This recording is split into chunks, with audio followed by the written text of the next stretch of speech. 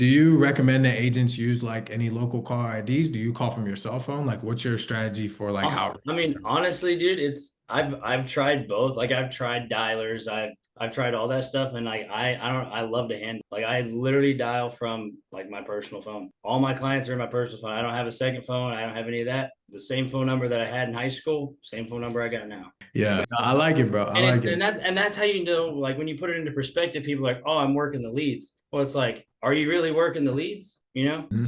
So that's kind of one of the things. It's like, oh, I'm not getting pickups. I'm not getting pickups. Well, it's like, are you working the leads? Are you really working? Like, you know what I mean? Because like when people see an Oklahoma number pop up in South Carolina, like you think most of the time they're gonna answer? Yeah. No, but it's like, you actually persistently dial, you persistently work and are consistent, then yeah, like you're gonna catch them and they're gonna pick up the phone. Right. And you'll smash it for sure. So it's like I honestly don't even believe that picks up your pickup rate. Like I've honestly might be the only person in the world that believes that, but I don't believe that it makes your pickup rate better. Yeah, you know what's crazy is that when you move in like the leads that you all are doing, like the landing page version of them, we did a study and it showed that calling from your personal number actually had a higher pickup rate than calling from a local ID with those leads in comparison to like regular form leads. And I think it's just because like a lot of these numbers that come up, it may say on there like, yeah, it's not marked as spam, but your actual cell phone number is a legit number that has tons of like data points over all the Yep. years. So like when you And call it, it's not gonna pop up as spam. And people yeah, don't. and like sometimes like another thing I think is like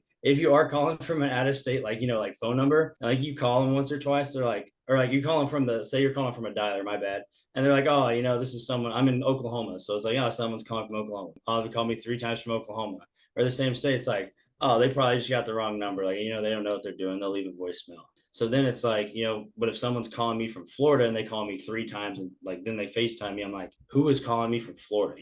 Like so you kind of get that perspective, you know what I mean? So it's like, who's calling me from, if I'm sitting in Texas, who's calling me from South Carolina?